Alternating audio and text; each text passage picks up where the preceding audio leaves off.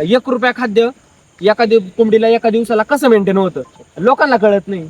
लोक येडे. नमस्कार शेतकरी बांधवांनो, तुमचं सगळ्यांचं कृषी विश्व या चॅनलमध्ये हार्दिक स्वागत. आज आपण अशा एका कुक्कुटपालकाला भेटणार आहे ज्यांचं म्हणणं आहे की ते 1 रुपया खर्चावरती कोंबडी पालन करताय.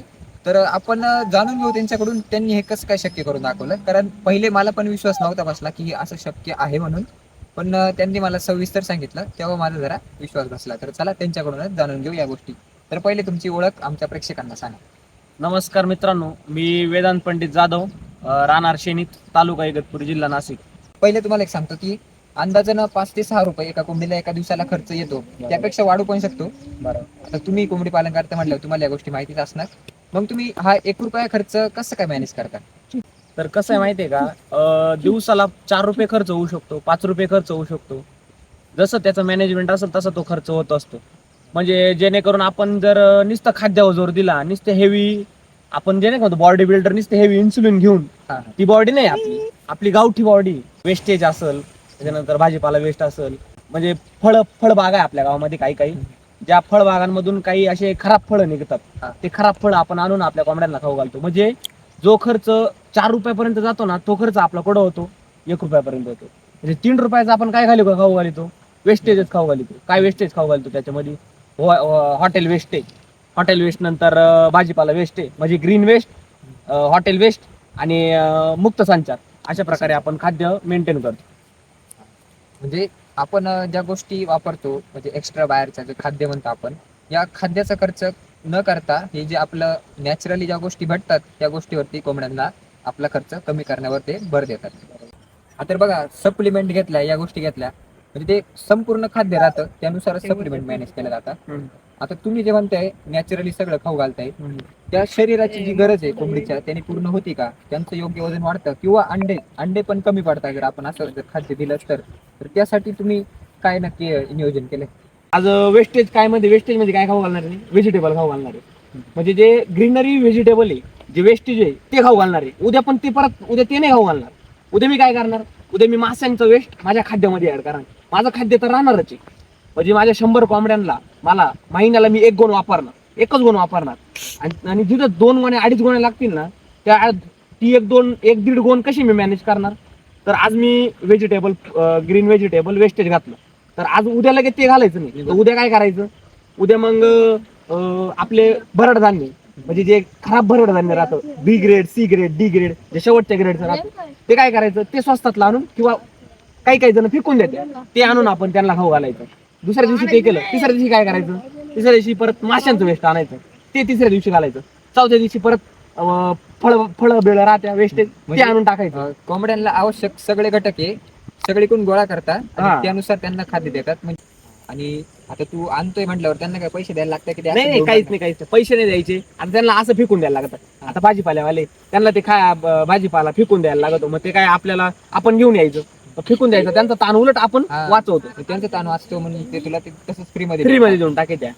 आणि काही गोष्टी विकत पण घ्यायला लागतात. म्हणजे आता भरड धान्य थोडं, मग ते काय, आता जर खाद्य 35 रुपये 40 रुपये किलो काही काही जण घेतात, मग ते काय करतं, 15 रुपये 20 रुपये किलो आपल्याला ते मिळतं. म्हणजे जिडं काय किलो 3 रुपये 2 रुपये किलो पडतं ना, तिथं आपलं 1 रुपयाच किलो पडतं. मग तेच आपण या व्हिडिओ मध्ये सांगितलेलं आहे. 1 रुपया खाद्य एखादी कोंबडीला एका दिवसाला कसं मेंटेन होतं, लोकांना कळत नाही. लोक येडे. लोक काय करतात, 35 रुपये 40 रुपये किलो खाद्य आणत्या, मग म्हणते 4 रुपये 3 रुपये खर्च होतो. आता हे वेस्टेज टाकणं, या गोष्टी टाकणं, म्हणजे शक्यतो कोंबडीच्या पोटावरती जरा भारच येतो याने. तर मग त्याच्यासाठी कधी कधी म्हणजे लिव्हर पण खराब होतं ना, यासाठी काय उपाय करतो तू? तर लिव्हर खराब होतो म्हणजे काय होतं माहितीये का, ज्यावेळेस कोंबडी वेस्टेज खाती. आता कोंबडी ही जात काय माहितीये का, पारंपरिक पद्धतीने जप आपण कोंबड्या पाळत आलो. म्हणजे आपले आजोबा, आजी, पणजी, या व्यक्ती आपल्या कोंबड्या पाळत आहेत. त्या कोंबड्या काही खाद्य आणून पाळल्या का? बरोबर. त्या कोंबड्या काही इकतचे खाद्य आणून त्यांनी पाळल्या होत्या का?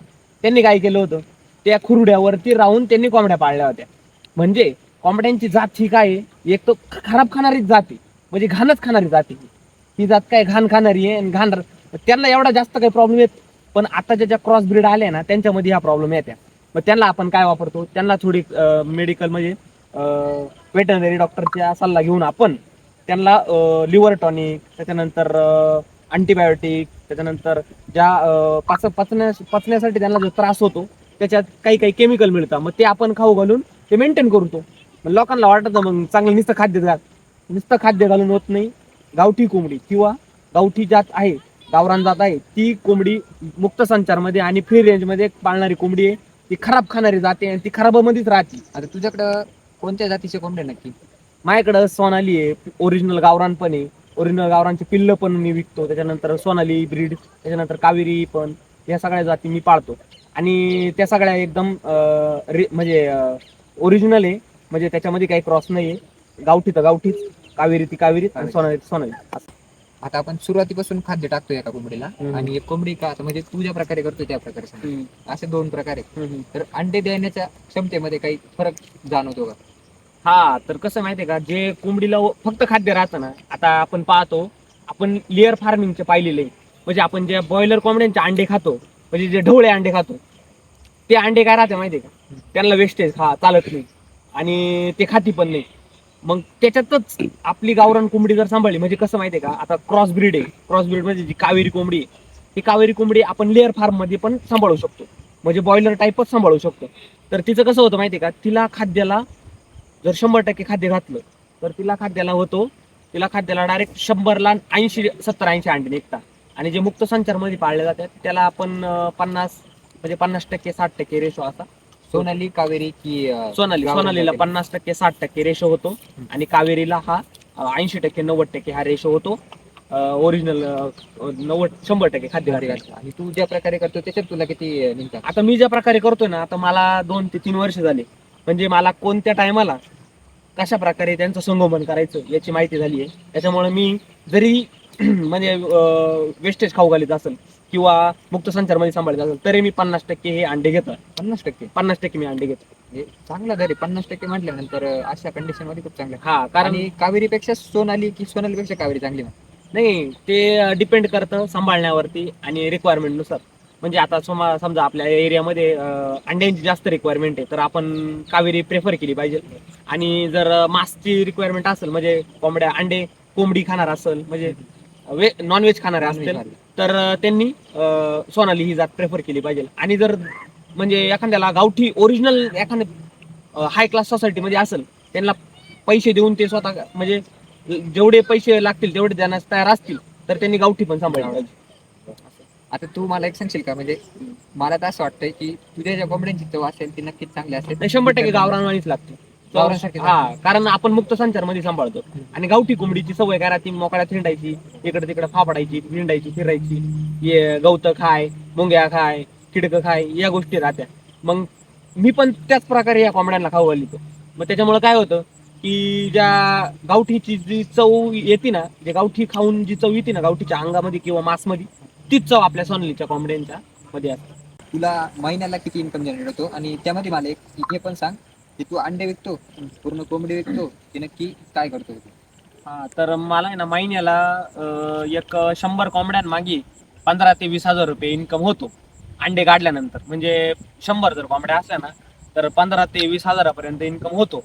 आणि पावसाळ्यात आपण काय करतो, कोंबड्यांची संख्या कमी करतो, जेणेकरून जे मुक्त संचारमध्ये फिरून जो बॅक्टेरिया कोंबडीच्या अंगात जाऊन कोंबडीला म्हणजे मारून टाकतो. त्याच्यामुळे आपण काय करतो, पावसाळ्यामध्ये थोड्या कोंबड्या कमी करतो, म्हणजे 100-150 व्हायच्या ना तिकडे 50 पाळीतो. मग त्याच्यानुसार आपण त्याचं नियोजन करतो. पण मग तुझा जो इन्कम आहे तू कंटिन्यू ठेवतो हा, चालू महिन्याला? महिन्याला. आता कसं माहितीये का, ज्यावेळेस कोंबडी होत्या विकण्यासाठी कोंबडी तयार होत्या, मग ते कोंबडी विकून माझा महिन्याचा इन्कम तयार होतो. आणि ते कोंबडी विकल्यानंतर परत 1 महिन्याने काय होतं, कोंबड्या अंड्यावर येत्या. मग त्या कोंबड्या अंड्यावर आल्या का त्याच्यानंतर मग त्याच्यातून इन्कम चालू होतो. आणि ते झालं का त्याच्यातून परत पिल्ल काढतो. पिल्ल काढली का, पिल्ल विकली का परत ते पैसे राहत्या. म्हणजे मी असं काही ना काही चालूच राहतं मावलं. आणि तू आता तू हे तर सगळं ठीक आहे, पण आता तू मार्केटला नेतो किंवा लोकल विकतो, काय करतो? हा, आता कसं होतं माहिती काय टायमाला, आता काही शेतकऱ्यांना अनुभव असेल, जे आपल्यापेक्षा जुने शेतकरी आहे ते तर कधीपासून करीत असतील, त्यांना सगळा अनुभव असेल. पण मी माझ्या अनुभवानं सांगतो की कोंबड्यांमध्ये ना काही वेळेस असं होतं, म्हणजे हा सगळा दिवाळी दसऱ्याचा खेळ आहे. काही वेळेस इतकी मागणी ती का आपल्या कोंबड्या राहत नाही विकायला. आणि काही वेळेस तर माल पडेल राहतो आणि कोणीच विचारत नाही. त्यावेळेस काय करायला लागतं, आपल्याला मार्केटला येऊन मग ते विकावं लागतं. आणि ज्यावेळेस मागणी येते त्यावेळेस आपण मग घरच्या घरी म्हणजे घरीपर्यंत येऊन विकतो. आणि अंडे तर आपण घरीपर्यंतच येतं, कारण आपल्या इकडे SMBT हॉस्पिटल आहे आणि त्याच्यामुळं मग इथल्या इथं लोक येत्या, डॉक्टर आहे, पेशंट आहे, या सगळ्या येत्या घेऊन जाते अंडे. सगळ्या गोष्टी हा, आणि पिल्लांचं शेतकरी काही शेतकरी आहेत तर ते घेते आपल्याकडून पिल्ल असं. हा म्हणजे आता याच्याकडून पिल्ल घ्यायचं कारण काय असेल वैयक्तिक म्हणजे मला तरी वाटतं की याच्या ज्या पिल्लांची ना जी प्रतिकारक क्षमता आहे ना ती बाकीच्या पिल्लांपेक्षा नक्कीच चांगली असेल. कारण या सगळ्या गोष्टी खाऊन सगळं वातावरण मॅनेज करून त्या गोष्टी केल्या जातात. बॉयलरपेक्षा वगैरे या गोष्टींपेक्षा या कोंबड्या मी पण म्हणतो चांगल्याच असतात आणि तुम्ही पण याच कोंबड्यांचा खाण्यासाठी वापर केला पाहिजे ना की बॉयलर कोंबड्यांचा. बॉयलर म्हणजे नुसतं कापूस आहे, बॉयलर म्हणजे नुसतं रबर आहे. बरोबर. रबर खाऊन काय बॉडी बनत नाही, त्यासाठी गावठी खायला लागत. आपण नाही का म्हणतो गव्हाची भाकर म्हणजे काय, रबर आहे. बाजरीची भाकर म्हणजे असली पावर आहे. तोच विषय याच्यामध्ये. गावठी कोंबडी म्हणजे पावर आहे आणि बॉयलर म्हणजे नुसतं रबर आहे, नुसतं मांस आहे, नुसतं फॅट वाढवून मग ते काही मजा नाही. ज्याला बॉडी बनवायची किंवा ज्याला शरीर मेंटेन ठेवायचे त्याने गावठीच खायला पाहिजे. आता तुझा असं काही प्लॅन आहे का म्हणजे वाढवायचा किंवा काय? हा, वाढवायचा प्लॅन आहे, पण आता कॉलेजमुळे मला ते थोडं तू शक्य कॉलेज होते. पण करतो हो, कॉलेज पण करतो. म्हणजे कॉलेज करून तुला एवढा वेळ भेटतो का? हो, कॉलेज करून म्हणजे आता मग मी तुमच्या पहिल्या व्हिडिओ मध्ये सांगितलेलं ना की आपल्या मी के वागलाय BSc हॉर्टिकल्चरला. मग माझं कॉलेज करून माझा कॉलेजचा खर्च मी माझ्या कॉमेड्यांमधूनच करतो. घरून पैसे घेत नाही. घरून 1 रुपया नाही, स्वतःचा खर्च मी स्वतः करतो. म्हणजे तू आता कॉलेज झाल्यानंतर वाढवणार याचा अर्थ. हा, ज्यावेळेस माझं कॉलेज पूर्ण होईल त्यावेळेस मी नोकरी बी करणार आहे, कोंबड्या पण वाढवणार. दोन्ही माणूस ठेवणार आहे का? बघू काय ते पुढचं बघू. मॅनेज आता 100 कोंबड्या मॅनेज करायला एक त्याला सहज शक्य किंवा कोणी 100 कोंबड्या आहे ना, 10वी 8वीचा मुलगा सुद्धा मॅनेज करतो. जो 8वीला मुलगा आहे ना तो सुद्धा 100 कोंबड्या. मी म्हणतो एक घरी आपल्या मुलगी असते किंवा आपली आई वडील आजी असते, आजी सुद्धा 100 कोंबड्या मॅनेज करते. एक आजच्या काहीच नाही, सकाळी अर्धा तास, संध्याकाळी अर्धा तास, त्यांना काही खर्च येत नाही, त्यांना काही जास्त मेंटेनन्स नाही लागत, एकदम व्यवस्थित होऊन जातं. आता शेवटचा प्रश्न आहे तुझ्यासाठी की जे आजार वगैरे या गोष्टी येतात तर मी ऐकलंय की आल्यानंतर पूर्ण डायरेक्ट जो तुझा ग्रुप आहे तो पूर्ण ग्रुप जातो बऱ्यापैकी. हो, असं झालेलं आहे कधी किंवा नाही, माझ्या बरोबर नाही झालं असं कधी. होतं ना पण असं होऊ शकतं. ज्या म्हणजे काय होतं माहितीये का, ब्लड फ्लू किंवा असे काही काही कोंबड्यांचे आजार आहे ते आल्यानंतर एक पण कोंबडी जगत नाही. पण गावठी कोंबडीला असं काही शक्यतो होत नाही. त्या फक्त कशामध्ये राहतं, बॉयलर मध्ये राहतं, त्यांच्यामध्ये रोगप्रतिकार क्षमताच राहत नाही. त्यांना फक्त केमिकल खाऊ घालू काय राहतं, वाढेल राहतं. त्यांना रोजच्या त्यांचं शेड्यूल राहतं. तुम्हाला सांगतो, बॉयलर कोंबड्यांचं काय शेड्यूल राहतं, त्यांच्याकडे पुस्तक राहतं. एक पहिला दिवस हे औषध, दुसरा दिवस हे औषध, तिसरा दिवस हे औषध. एक आपली जी गावठी कोंबडी तो जुना पहिलवान आणि जी बॉयलर कोंबडी तो आपला बॉडी बिल्डर घेऊन झालेला इंजेक्शन झालं. म्हणजे त्यांचं डायरेक्ट पूर्ण शेड्यूल आहे. त्यांना 30-35 दिवसापर्यंत आहे ना डायरेक्ट त्यांनी कंपनीने लिहून दिलं राहतं का तुम्ही आज हे केमिकल द्या, उद्या हे केमिकल द्या. त्याच्यात काही मजाच नाही ना. आपल्या गावठी कोंबडीला आपण 1 महिन्यातून एखादी लसीकरण, जेणेकरून काही लसीकरण तर करावंच लागतं शक्यतो सगळ्यांना. एखाद्या महिन्यातून 1 लसीकरण. तुझ्या या सगळ्या वेळेसाठी, तुझ्या महत्त्वाच्या माहितीसाठी आमच्या चॅनलकडून तुझं धन्यवाद. तर प्रेक्षकांनो, तुम्हाला जर व्हिडिओ आवडले असेल तर चॅनलला लाईक, शेअर आणि सबस्क्राईब करायला विसरू नका. धन्यवाद.